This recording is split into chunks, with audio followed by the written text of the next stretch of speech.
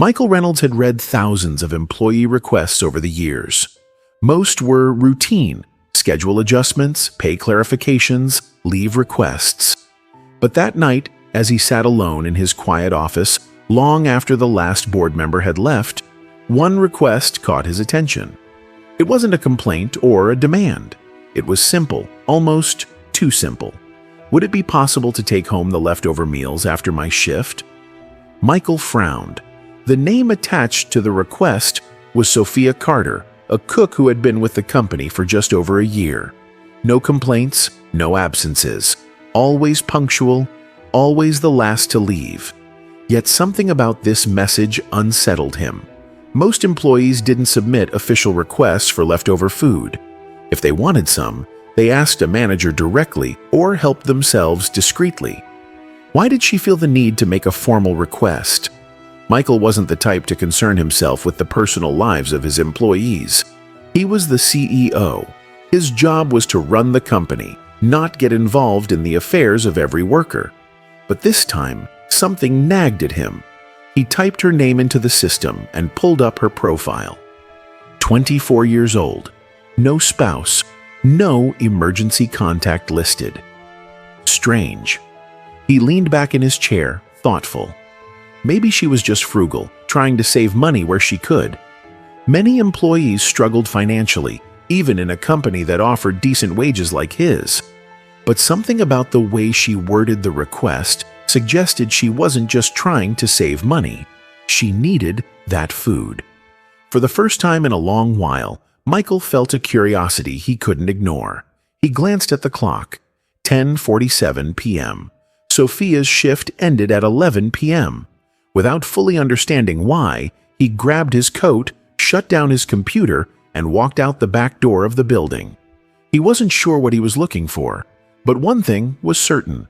Tonight, he was going to find out the truth. The crisp night air filled his lungs as he stepped outside, adjusting his collar. The parking lot was nearly empty, except for a few night shift workers finishing their duties. Through the back kitchen door, he spotted Sophia wiping down the last countertops.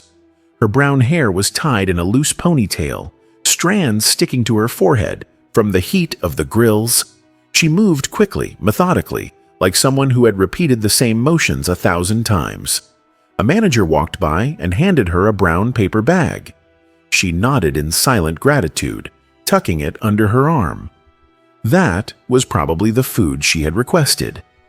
Michael watched as she removed her apron, folded it neatly, and grabbed her worn-out backpack from a hook.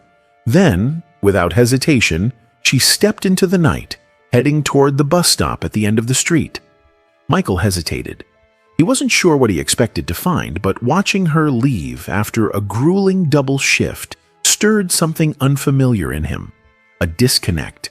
He had spent years at the top, accustomed to private cars, first-class flights, VIP lounges. The idea of taking a bus after 16 hours on his feet, it was something he had never experienced. That thought alone pushed him to action. He got into his sleek black sedan, but didn't start the engine right away. He waited. Sophia stood under a flickering street lamp, arms crossed, shifting from foot to foot. The bus was late. Finally, headlights appeared in the distance, and she boarded without so much as glancing up.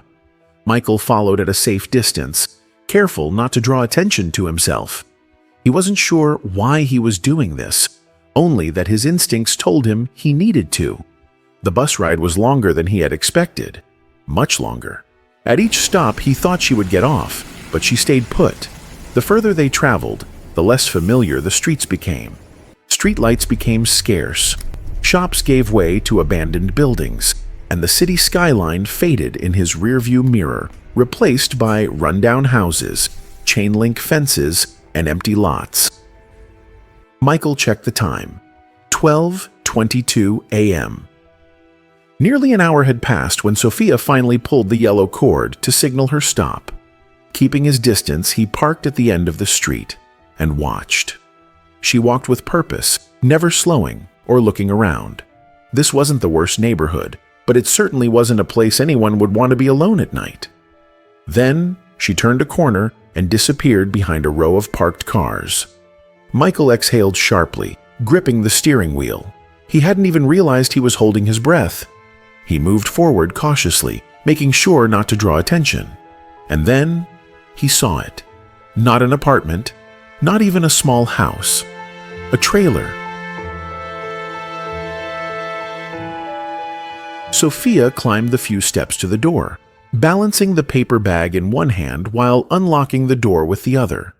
Inside, a dim light flickered on, casting shadows through thin curtains. Michael sat in silence, stunned. This was not what he had expected, not at all.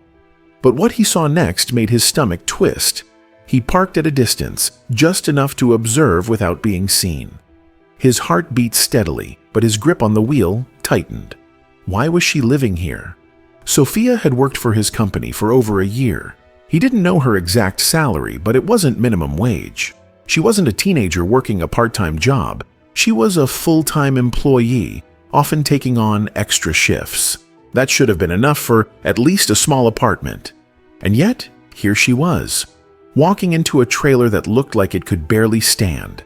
The kind of place someone lived in when they had no other choice.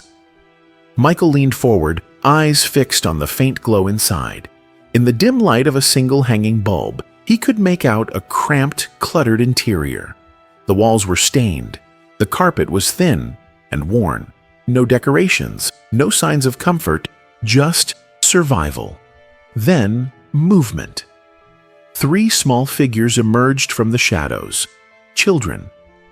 Sophia barely had time to set the bag down before they ran to her, wrapping their arms around her waist. She let out a soft laugh, her exhaustion momentarily replaced by something warmer. Michael swallowed hard. These weren't her children. They were too young for that. Her siblings, maybe. Then an older woman appeared, frail and slow-moving. Her hair was graying, her shoulders hunched. A grandmother. Sophia gently helped her into a chair, speaking softly, resting a hand on her shoulder before turning back to the paper bag on the counter. Michael watched as she carefully unpacked the food, splitting it among the children and the older woman. She didn't take a single bite for herself. A lump formed in his throat. She wasn't just trying to save money. She was feeding her family.